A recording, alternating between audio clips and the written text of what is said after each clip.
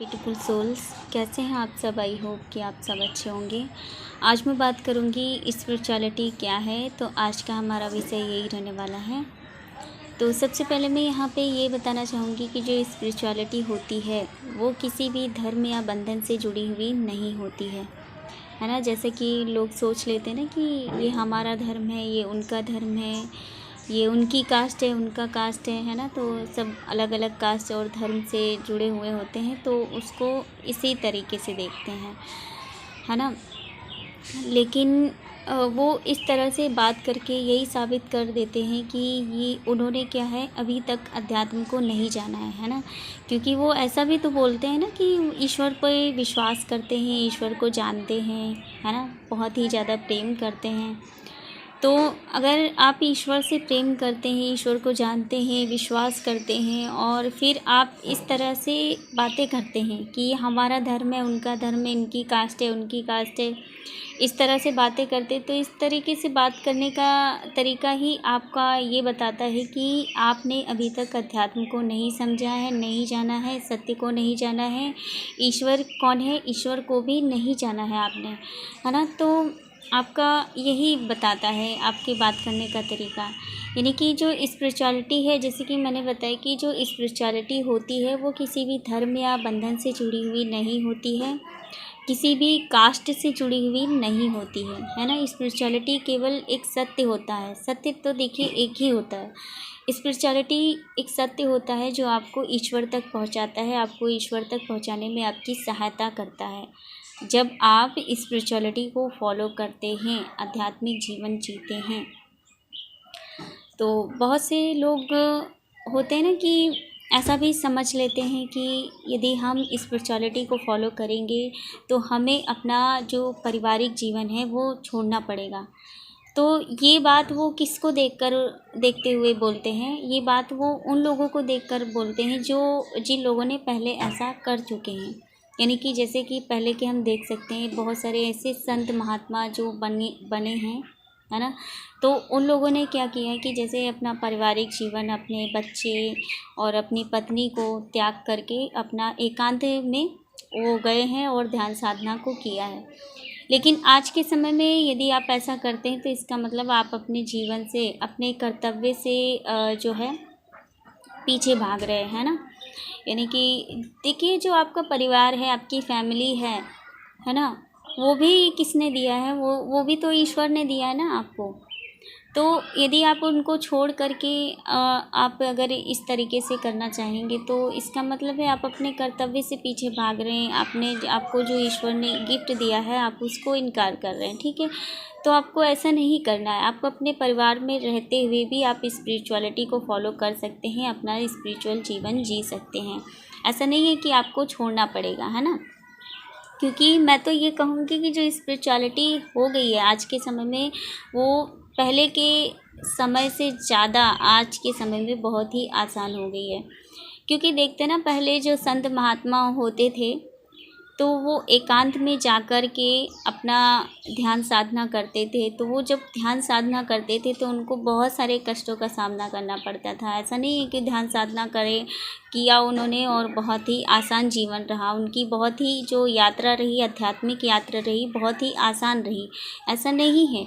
उनको बहुत ही कष्ट सहने पड़े, है ना। बहुत ही कष्टों को सहने के बाद, प्राकृतिक आपदाओं को, नेगेटिव एनर्जीज़ को से लड़ने के बाद ही वो आगे बढ़े, उनका ऊर्जा का स्तर आगे बढ़ा, है ना। तो आज के समय में भी बिल्कुल वैसा ही है, थोड़ा सा चेंज है बट वैसा ही है। तो आज के समय में ऐसा है कि जैसे कि हम एक जगह तो एक साथ ऐसे बैठे तो नहीं रह सकते ना। लेकिन हम अपना अपना काम भी कर रहे हैं, अपना जो ध्यान साधना है वो भी कर रहे हैं। तो होता ये है कि जब हम स्पिरिचुअलिटी में ऐसा करने लगते हैं तो होता क्या है कि जो नेगेटिव एनर्जीज़ हैं किसी भी पर्सन के द्वारा या किसी चीज़ों के द्वारा वो हमसे लड़ने लग जाती है ना। तो वो बहुत ही ज़्यादा उनसे क्या होता है, उन चीज़ों का सामना करना पड़ता है और बहुत सारी दिक्कतें आती हैं। हमारी जो आध्यात्मिक यात्रा में जब हमारी अवेकनिंग हो रही होती है तो उस दौरान बहुत सारी चीज़ें होती हैं कभी हमें भूखा रहना पड़ता है। तो हर चीज़ें, जितनी भी चीज़ें होती हैं उन सभी चीज़ों को सहना पड़ता है, ठीक है। तो उन चीज़ों को सहने के बाद ही हमारी ऊर्जा का स्तर ऊपर उठ पाता है। तो जब तक आप सहेंगे नहीं तो आप कैसे आगे बढ़ेंगे। यानी कि जब जितना ज़्यादा आपकी सहन शक्ति आपकी जितनी ज़्यादा मजबूत होती है उतना ही ज़्यादा आप पावरफुल बनते हैं, है ना। और यहाँ पे एक बात और याद आ गई कि जो लोग ये सिखाते हैं कि ध्यान साधना करते समय आपको, जब मेडिटेशन करते हैं, चक्रास को अवेकन करने का प्रयास करते हैं, तो आपको बिना दर्द के आप इनको जागृत कर सकते हैं। मैं तो यही कहूँगी कि बिना दर्द आप कुछ भी नहीं कर सकते हैं। देखिए, जब तक आपको कहते नहीं है कि जब तक आपने तकलीफ़ कोई झेली नहीं है, यानी कि तकलीफ़ को सहा नहीं, तब तक आपको उसका मूल्य नहीं पता होता है ना। बिना तकलीफ़ के, बिना कुछ नहीं मिलता है।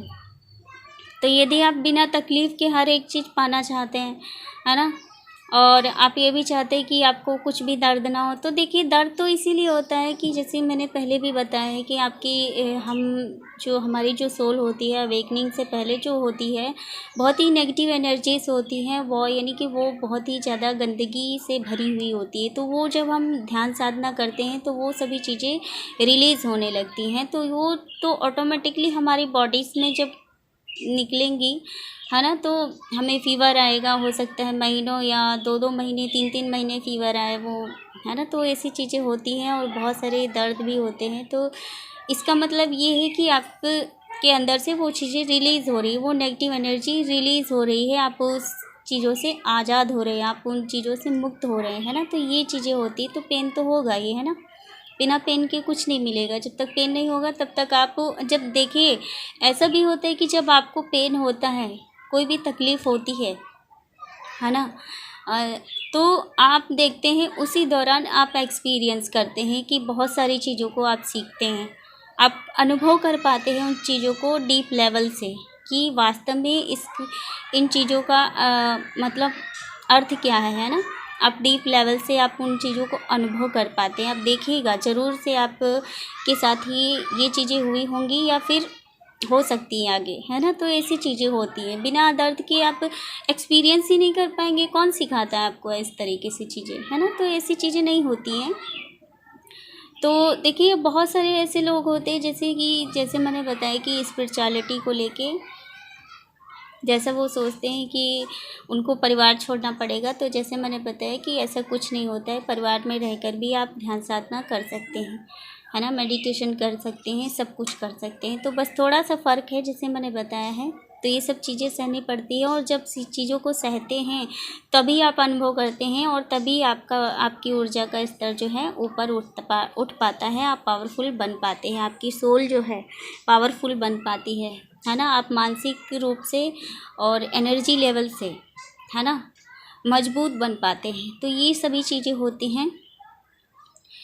तो इसको फॉलो करने के लिए बहुत सारे लोग घबराने लगते हैं, जैसे कि मैंने बताया ना कि वो ऐसे ही सोच लेते हैं। तो ऐसा नहीं होता है। देखिए जो स्पिरिचुअलिटी है हम सभी के लिए बहुत ही इम्पोर्टेंट होती है। जब हम स्पिरिचुअलिटी को फॉलो करते हैं तो होता ये है कि हमारी सोल, हम खुद की सोल को तो बचाते ही हैं, यानी कि हमारी सोल तो बचती ही नेगेटिव एनर्जी के द्वारा, यानी कि नेगेटिव एनर्जी जो है उनसे हम बच पाते हैं। और क्या होता है कि साथ ही साथ जो हमारे अराउंड में जो भी लोग होते हैं या फिर जहाँ पर भी हम जाते हैं तो हमारी इतनी ज़्यादा पॉजिटिव एनर्जी हो जाती है, तो उनके जीवन में वो उस पॉजिटिव एनर्जी के द्वारा उनके जीवन में भी परिवर्तन आने लगते हैं। और वो जो पॉजिटिव एनर्जी हमारे अंदर हो पाती है वो कहाँ से मिल रही होती है, वो ईश्वर से मिल रही होती है ना।